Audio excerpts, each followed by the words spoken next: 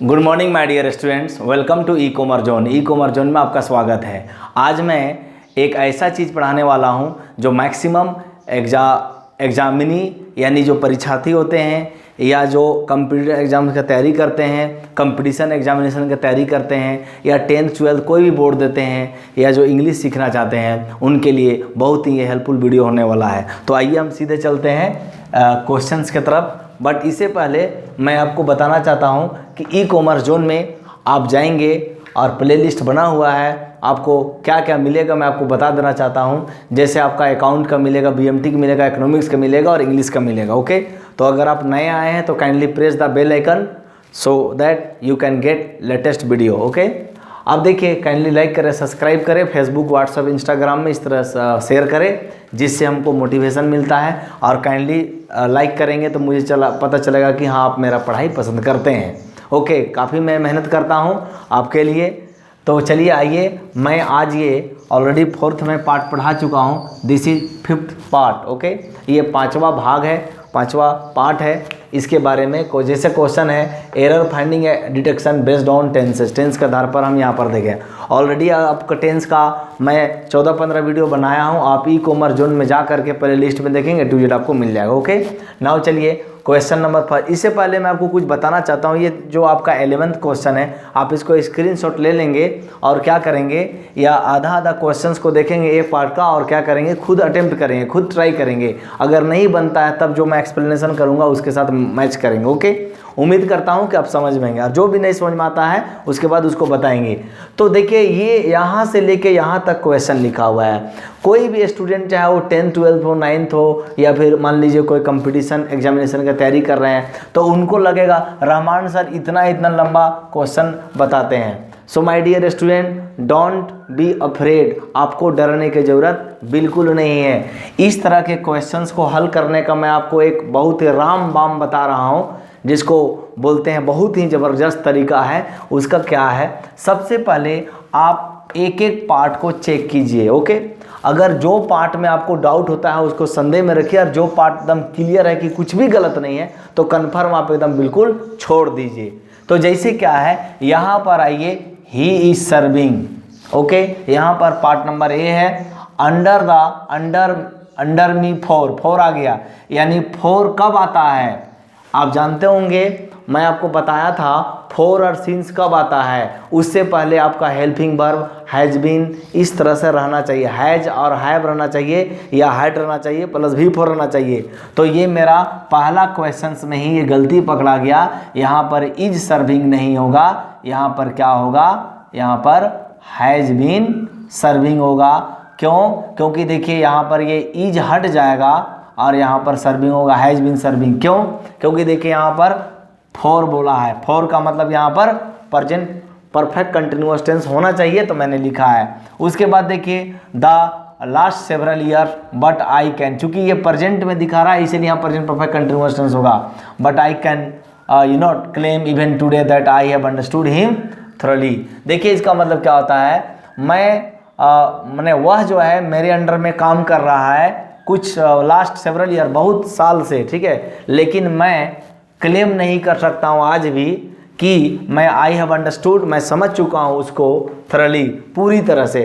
कहने का मतलब है कि कोई भी आदमी जो है किसी के अंडर में काम करता है, सपोज आप कहीं जॉब करते हैं या आप कहीं पढ़ते हैं, तो ये गारंटी नहीं है कि टीचर जो है आपके बारे में 100% जान जाता हो। तो ये उसी का ये एक सेंटेंस लिया गया है। मुझे उम्मीद है कि आपको ये 100% समझ में आ गया होगा। मैंने यूज किया है has plus been plus V4, ये आप जानते होंगे प्रेजेंट परफेक्ट कंटिन्यूअस टेंस का पहचान है। Now second question, long question देख करके आप प्लीज आप जो है डरिए नहीं। लॉन्ग क्वेश्चंस का भी एक तरीका है। कोई भी लॉन्ग क्वेश्चन है उसको हाफ डाइसेक्शन मेथड कर दीजिए, बांट दीजिए, आपका एकदम इजी चुटकियों में हल हो जाएगा।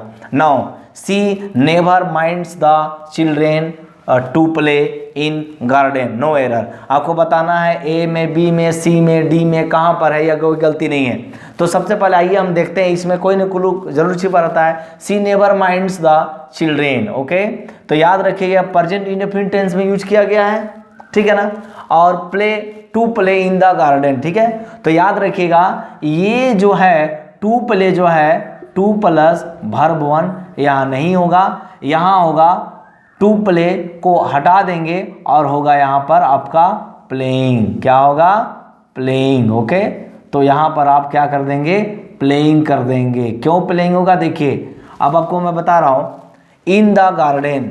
देखिए प्लेइंग जो है यहाँ पर एज ए आपको नाउन काम करेगा, ठीक है, एज ए आपको नाउन काम करेगा, क्योंकि यहाँ पर देखिए एज ए एडजेक्टिव और एज ए नाउन, तो यहाँ पर एज ए जेरंड का काम करेगा, इसलिए यहाँ पर ये वाला आपका बनता है। जैसे मैं बोल रहा हूँ प्लेइंग यहाँ पर इन द गार्डन, तो यहाँ पर पूरा क्या हो जाएगा? She never minds the children playing in the garden. वो कभी भी माइंड नहीं करती है जब बच्चे जो है गार्डन में खेलते हैं। तो याद रखिए यहाँ पर इसका हिंदी खेलना होगा, मतलब टू प्ले नहीं होगा, यहाँ पर प्लेइंग होगा, ठीक है, खेलना, ठीक है। नेक्स्ट में है third number, my sister likes blanks to read crime novels but hates criminals. मेरी बहन जो है क्राइम नॉवेल्स, नॉवेल्स का माने होता है शॉर्ट स्टोरी, जैसे हाफ गर्लफ्रेंड हो गया आपका, टू स्टेट्स हो गया, 3 मिनट्स इन लाइफ हो गया, इस तरह का बहुत सारे नॉवेल है। उदरिंग हाइट्स भी एक नॉवेल है। तो आप देखेंगे my sister likes to read crime novels but hates criminal. मेरी बहन जो है क्राइम नॉवेल पढ़ना पसंद करती है लेकिन क्रिमिनल से जो है नफरत करती है, याद रखिएगा। तो इसमें आपको ध्यान देना है, टू रीड यहाँ नहीं होगा, यहाँ पर क्या होगा? इसको टू रीड को काट करके रीडिंग बोलेंगे। Okay, reading crime novel. तो ये आपका जो है ये एडजेक्टिव का काम करेगा। जब आप जेरंड पढ़ेंगे तो ये जो है आपका कोई भी नाउन के पहले कोई अगर वर्ब आईएनजी आता है तो वो क्या होता है? जेरंड का। आपका जो है जेरंड नहीं, आपका ये एक प्रकार का पार्टिसिपल है, सॉरी जेरंड नहीं होगा, यहाँ पर पार्टिसिपल होगा क्योंकि ये आपका नाउन है। तो देखिए V4 के बाद अगर नाउन रहेगा तो ये हो जाएगा एडजेक्टिव। क्या हो जाएगा? एडजेक्टिव। जैसे मैं आपको एक दे रहा हूँ question, I saw a flying kite. Okay, तो यहाँ पर मैंने क्वेश्चन किया तो काइट क्या है? नाउन है, और फ्लाइंग क्या है? V4 है, तो ये एडजेक्टिव हो जाएगा। क्या हो जाएगा? एडजेक्टिव होगा। आई स्लिप्ड माई टंग, ये जेरंड नहीं होगा। हालांकि जब आप इन्फिनिटिव वर्ब पढ़ेंगे तो आपका नॉन फाइनाइट वर्ब पढ़ेंगे तो आपका ये मिलेगा, लेकिन आपको मैं बता रहा हूँ ये V4 प्लस अगर नाउन रहेगा तो याद रखिएगा ये एडजेक्टिव का काम करेगा। एडजेक्टिव नाउन या प्रोनाउन को बताता है। तो यहाँ क्या हो जाएगा? क्राइम नॉवेल्स, तो यहाँ पर एडजेक्टिव होगा। जो आपका नॉन फाइनाइट वर्ब का ही पार्ट है तो ये एडजेक्टिव का काम करेगा, इसलिए यहाँ पर रीडिंग होगा ना कि टू रीड होगा। ओके, नाउ नेक्स्ट में fourth number, I will come, मैं आऊँगा, to see you if I will have time. देखिए कहता है मैं आपको देखने के लिए आऊँगा या मिलने के लिए आऊँगा यदि मुझे टाइम मिलेगा तो। अब देखिए इसमें कॉमन एरर कहाँ है? इसको सुपरफ्लुअस बोल सकते हैं, थोड़ा सा एरर कहाँ है? तो सबसे पहले देखना है कि आई विल सही है, उसके बाद हैव टाइम। तो यहाँ देखिएगा हैव के बाद कोई V3 आना चाहिए था तो नहीं आया, ये नाउन आ गया, माने आपका नाउन है, चूंकि टाइम नाउन है तो नाउन हो गया, तो इसलिए यहाँ पर ये हैव नहीं होगा, इसको आप क्रॉस कर देंगे, हैव नहीं होगा। ओके, तो यहाँ पर क्या होगा? उसके बाद सेंटेंस सही हो जाएगा, I will come to see you if I will you know, that means I will time. ठीक है, मेरे पास अगर समय रहेगा तो मैं क्या करूँगा? आपसे मिलने के लिए जरूर आऊँगा। ओके, नाउ नेक्स्ट में क्या है? Fifth number, it is easy, यह बहुत आसान है, डिस्टिंग्विशिंग, ठीक है, दिस हाउस फ्रॉम दैट, यह बड़ा आसान है। डिस्टिंग्विश माने डिफरेंस पैदा करना, अंतर पैदा करना। तो यहाँ पर क्या है? तो देखिए डिस्टिंग्विशिंग बोलेंगे तो ये आपका नाउन का काम करेगा, NOUN नाउन का काम करेगा, जो यहाँ गलत हो जाएगा। तो यहाँ पर क्या देना है? यहाँ पर देना है डिस्टिंग्विश, यानी आपको देना है 2 + वर्ब 1। क्या देना है माय डियर स्टूडेंट? 2 + वर्ब 1। तो मैं लिख देता हूँ, it is to distinguish, TINGUIS, distinguish, इसको N पढ़ेंगे, डिस्टिंग्विश। ओके, सो डिस्टिंग्विश का माने टू डिफरेंस, अंतर पैदा करना। तो it is easy to distinguish, ना कि डिस्टिंग्विशिंग होगा। क्यों? क्योंकि नाउन नहीं आएगा, इसके बाद 2 + वर्ब 1 आएगा। That, this house from that house, इस घर से उस घर का तुलना करना यह आसान है, ठीक है ना, मतलब डिफरेंस पैदा करना आसान है। Now next question number 6, I will write, A number है, टू यू, बी नंबर है, व्हेन आई लीव कनाडा। देखिए मैं आपको कोई चिट्ठी लिखूंगा जब मैं कनाडा के लिए रवाना हो जाऊंगा, ओके। तो आपको देखना है कि ये एरर है या एरर नहीं है। तो सबसे पहले मैं देखता हूँ, आई विल राइट बिल्कुल सही है, इसको लगा देंगे। टू यू बिल्कुल सही है, ये भी सही है। व्हेन, उसके बाद आई लीव कनाडा, ये भी बिल्कुल सही है। तो टोटल देखा जाए तो ये पूरा सही है। क्यों? क्योंकि आप जानते हैं व्हेन के बाद क्या होता है, एक सेंटेंस में दो विल नहीं होता। ऑलरेडी मैं आपको बता चुका हूँ, एक सेंटेंस में दो विल सेल नहीं होता है। एक विल हो गया तो अब दूसरा विल नहीं होगा। ये प्रेजेंट इंडेफिनिट टेंस में है तो बिल्कुल सही है, ओके। ऑलरेडी मैं इससे संबंधित एरर में बहुत बता चुका हूँ और ये बहुत इंपॉर्टेंट क्वेश्चन भी है। Now 7th number, I will come, मैं आऊँगा, एंड सी यू, मैं आपको से मिलूँगा, देखूंगा, before I leave for America, America जाने से पहले, ठीक है। तो फर्स्ट टाइम अगर हम देखेंगे तो ये सेंटेंस गलत टाइप का लगता है, लेकिन ये भी गलत नहीं है, ये भी आपका सही है। क्योंकि देखिए यहाँ से यहाँ तक में कोई प्रॉब्लम नहीं है। एंड सी यू, ये भी तो कोई दिक्कत नहीं है। बिफोर के बाद आप जानते होंगे इस तरह से अगर एक पार्ट में, मैं आपको बताया था पार्ट 1 और पार्ट 2, पार्ट 1, अगर पार्ट 1 में प्रेजेंट इंडेफिनिट टेंस यूज हुआ है तो पार्ट 2 में फ्यूचर इंडेफिनिट होगा। लेकिन याद रखिएगा प्रेजेंट इंडेफिनिट तभी होगा जब वो कोई कंडीशन होगा या कोई टाइम क्लॉज रहेगा। तो बिफोर बिल्कुल टाइम क्लॉज है, इसीलिए यहाँ पर क्या हो गया, प्रेजेंट इंडेफिनिट टेंस हो गया। तो बिफोर के बाद प्रेजेंट इंडेफिनिट टेंस आया है तो इससे पहले फ्यूचर इंडेफिनिट टेंस यूज हुआ है। Already I have explained in previous video. Now question number 8, do not, A number, get down, मतलब आप उतरो नहीं बस से, the bus, till it will stop, ठीक है ना, जब ये रुक नहीं जाती है। अब देखिए कोई भी आदमी कहीं जाता है तो बस चलते चलते नहीं उतरना चाहिए, ये भी है, ये आप किताब में ही पढ़ते होंगे, इंस्ट्रक्शन भी दिया रहता है कि जब आप गाड़ी में सफ़र कर रहे हैं तो उतरते और चढ़ने वक्त ध्यान देंगे, चलती गाड़ी से ना चढ़े ना उतरे, ठीक है।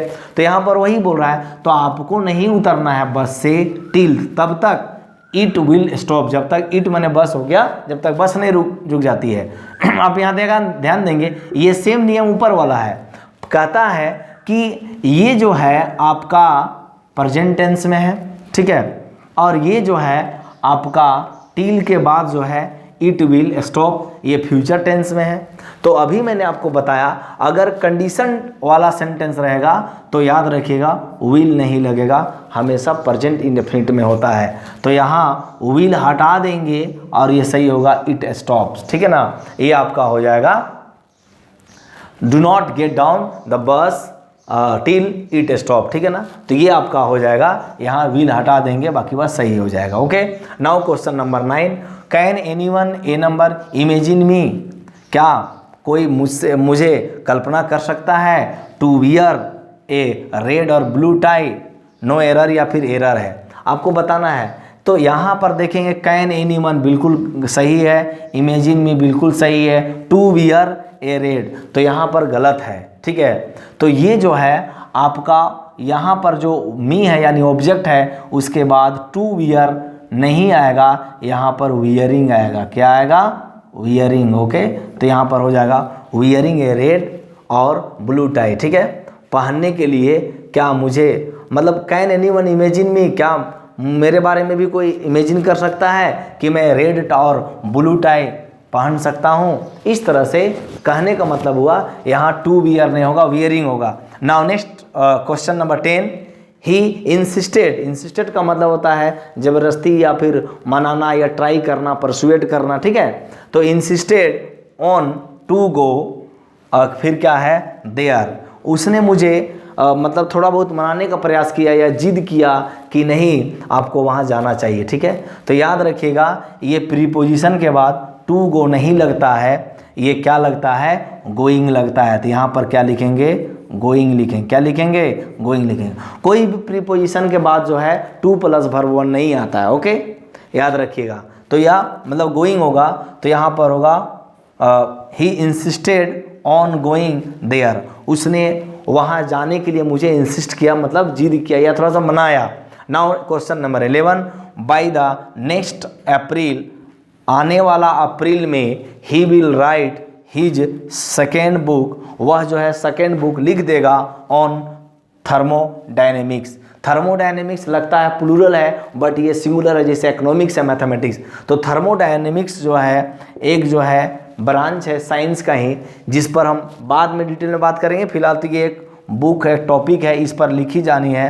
तो कहता है कि मैं नेक्स्ट अप्रैल तक इसको लिख दूंगा। तो इसमें एरर है या नहीं है, तो आपको मैं बता देता हूँ। By the next week, by the next time, by the next month, by the next Monday, इस तरह का मैं आपको ऑलरेडी वीडियो बचा चुका हूँ। जब भी रहेगा तो वहाँ पर आपका सब्जेक्ट के बाद विल प्लस राइट होगा, मतलब विल प्लस वर्ब 1 होगा, और इस तरह से ये बिल्कुल सेंटेंस सही होगा। तो विदाउट बीइंग डिले, ये बिना देर के मैं बताता हूँ कि ये सेंटेंस बिल्कुल सही है। कोई भी ऐसा पार्ट नहीं है जहाँ पर ये गलत है। यहाँ पर लिखा हुआ है kindly watch next video, like share and subscribe. आप इस वीडियो को लाइक करें, सब्सक्राइब करें और शेयर करें। आज मैं 11th बताया हूँ और ये लास्ट पार्ट है 10th चैप्टर का। मुझे पूरा उम्मीद है कि आपको समझ में आया होगा। अगर नहीं समझ में आया होगा तो काइंडली आप कमेंट बॉक्स में जो है टाइप कीजिए। अगर कोई भी क्वेरी है तो आप मुझे टाइप करेंगे, मैं 12 घंटे के अंदर मैं आपका जवाब दूंगा। और इस उम्मीद के साथ कि आपका ये जो है हर हाल में समझ में आ गया होगा। बस एक मैं लास्ट स्टेटमेंट बोलना चाहता हूँ, winners don't do different things, they do things differently. विजेता अलग काम नहीं करते हैं बल्कि उसी काम को अलग ढंग से करते हैं। Thank you, have a great day. मुझे उम्मीद है आपको ये वीडियो पसंद आएगी। आपको ये बताने वाला हूँ कि ये जो वीडियो आपका ख़त्म हो गया उसके बाद कमिंग सून बहुत जल्द आ रहा है, यानी कल से मैं हर हाल में जो है एक्टिव एंड पैसिव वॉइस पढ़ाऊंगा। आप जानते हैं एक्टिव और पैसिव 2 प्रकार के वॉइस होते हैं। बहुत ही ज़बरदस्त तरीके से बताऊंगा। जूनियर सीनियर सभी स्टूडेंट के लिए, बहुत ही लर्नर की एस्पिरेंट्स के लिए बहुत ही हेल्पफुल होने वाला है। तो kindly don't go anywhere, kindly be with me. आप मेरे साथ बने रहिए। मुझे पूरा उम्मीद है आपको मैं सिखा पाऊंगा। एक दिन आप you can speak in English very well. Okay, thank you very much.